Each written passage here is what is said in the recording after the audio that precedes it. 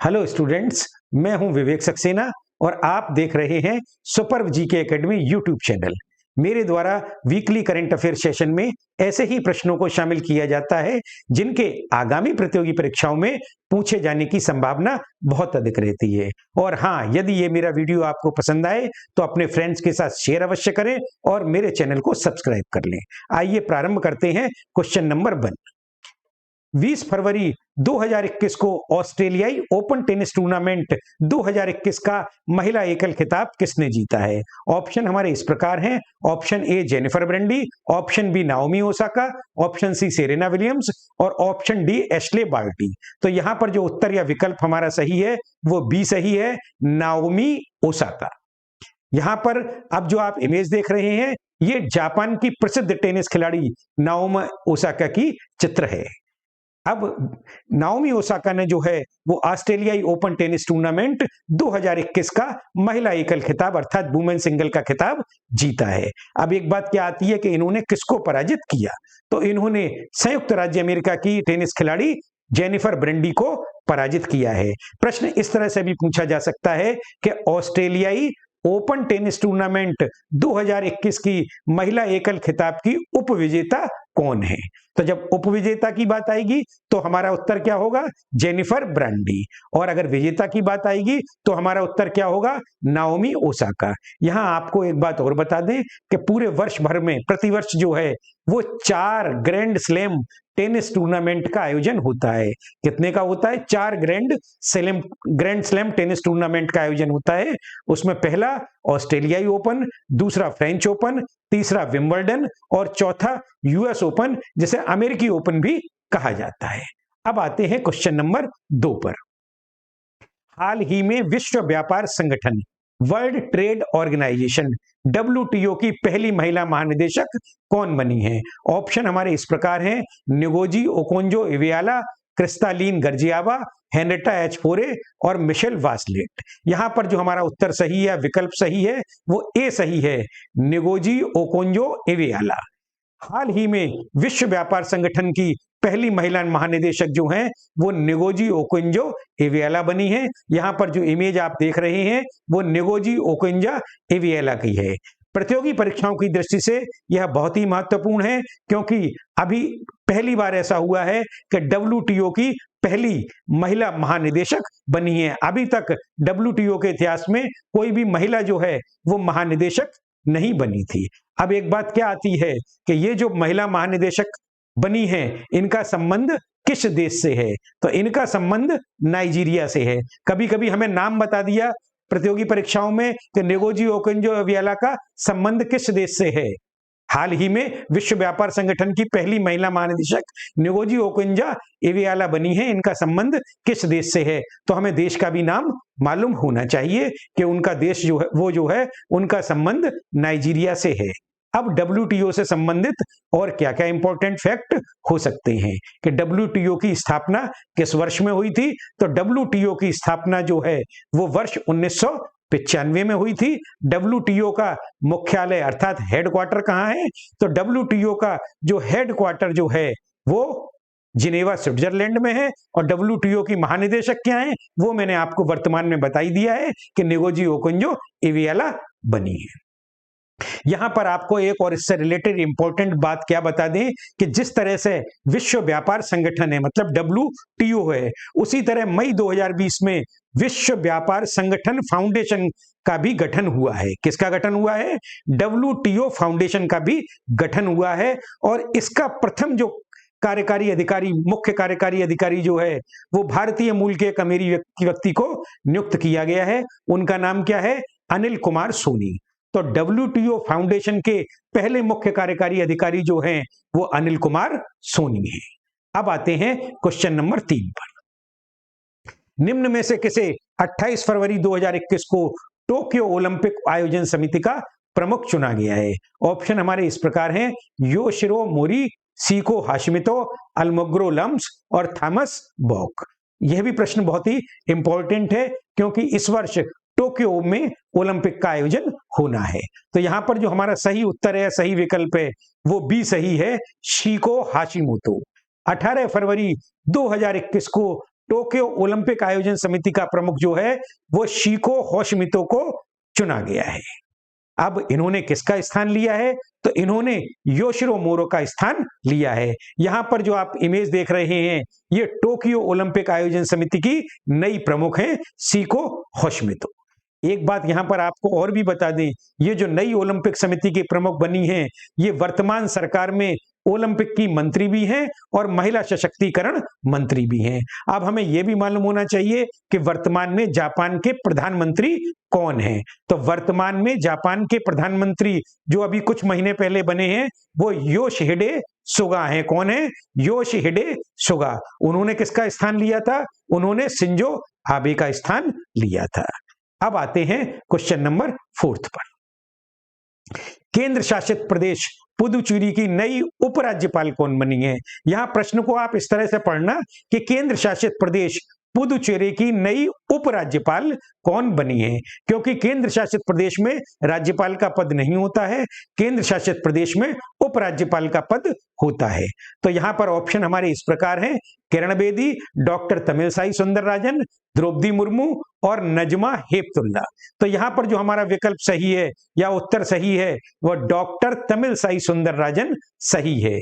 यहां पर अब जो आप फोटो देख रहे हैं ये डॉक्टर तमिलसाई सुंदरराजन की है और ये वर्तमान में तेलंगाना की राज्यपाल हैं, वर्तमान में ये तेलंगाना की गवर्नर हैं और इन्हें पुडुचेरी का भी नया उपराज्यपाल बनाया, अतिरिक्त प्रभार दिया गया है।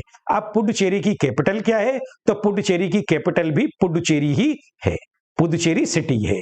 अब पुडुचेरी के मुख्यमंत्री कौन है? तो वर्तमान में पुडुचेरी के मुख्यमंत्री वी नारायण सामी है और वह वहां पर कांग्रेस शासित सरकार है। अब आते हैं क्वेश्चन नंबर 5 पर। फरवरी 2021 में जारी लोकतंत्र सूचकांक 2020 में किस देश का शीर्ष स्थान रहा है? ऑप्शन हमारे इस प्रकार हैं, नॉर्वे, आइसलैंड, स्वीडन और न्यूजीलैंड। तो यहां पर जो विकल्प सही है या उत्तर सही है वो नॉर्वे सही है। फरवरी 2021 में जारी डेमोक्रेसी इंडेक्स 2020 में नॉर्वे का जो है वो शीर्ष स्थान रहा है।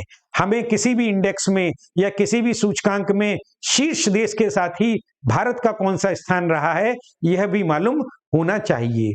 तो फरवरी 2021 में जारी लोकतंत्र सूचकांक 2020 में भारत का स्थान जो है वो 53वां रहा है। कौन सा रहा है? डेमोक्रेसी इंडेक्स 2020 में भारत का स्थान जो है वो 53 रहा है और भारत का स्कोर कितना रहा है? भारत का स्कोर जो है वो 6.61 रहा है और सूचकांक में नॉर्वे ने शीर्ष स्थान प्राप्त किया है। तो नॉर्वे का स्कोर कितना रहा है?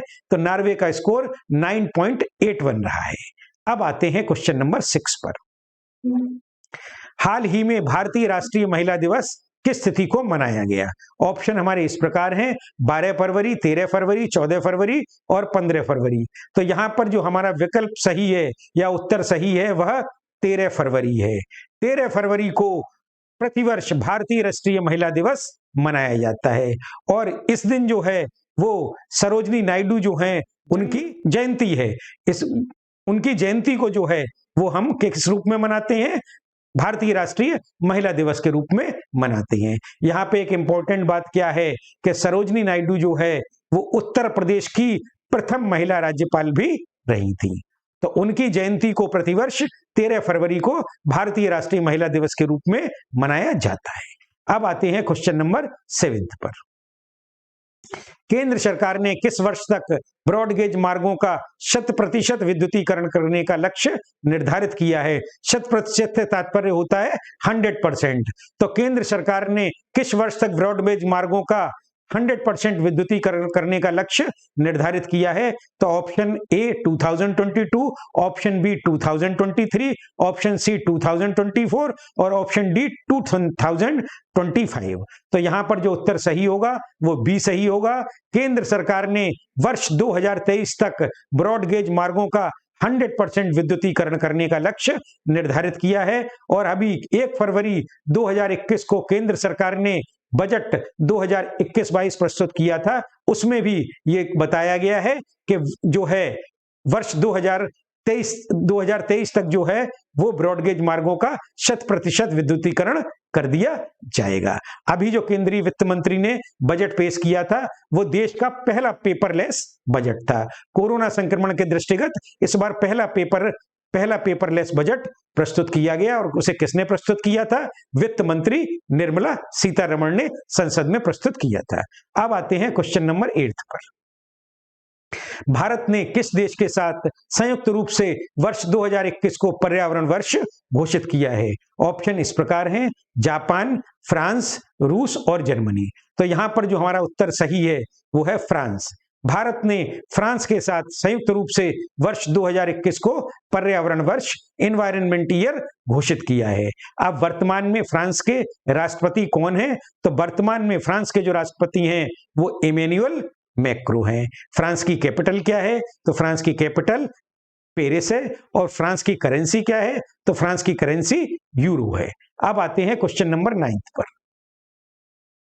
एशियाई क्रिकेट परिषद का नया अध्यक्ष किसे चुना गया है?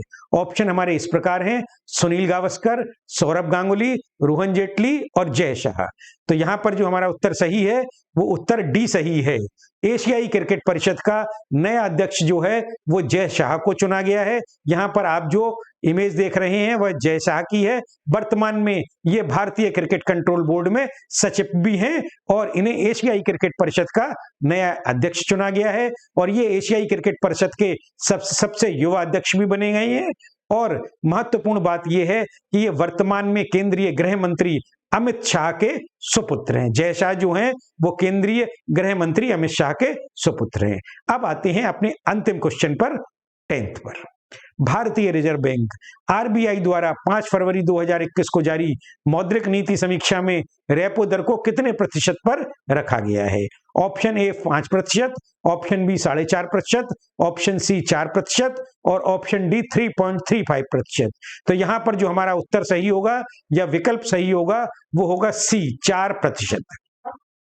आरबीआई ने 5 फरवरी 2020 को मौद्रिक नीति समीक्षा जारी की थी तो उसमें रेपो दर को जो है 4% पर अपरिवर्तित रखा है।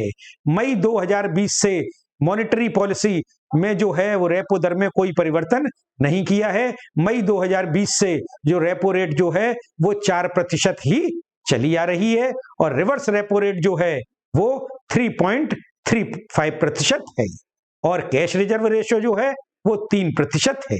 यहां पर इस प्रश्न से रिलेटेड इंपॉर्टेंट फैक्ट क्या क्या है कि भारतीय रिजर्व बैंक की स्थापना कब हुई थी? तो भारतीय रिजर्व बैंक की स्थापना 1 अप्रैल 1935 को रुपए 5 करोड़ की अधिकृत पूंजी के साथ की गई थी। भारतीय रिजर्व बैंक के वर्तमान में गवर्नर कौन है? तो भारतीय रिजर्व बैंक के वर्तमान में गवर्नर शक्तिकांत दास हैं। और भारतीय रिजर्व बैंक का मुख्यालय कहाँ है? तो भारतीय रिजर्व बैंक का मुख्यालय जो है वो बंबई में है। यदि आपको ये मेरा वीडियो पसंद आया हो तो इसे लाइक और शेयर अवश्य करें, साथ ही मेरे चैनल को सब्सक्राइब कर लें। धन्यवाद।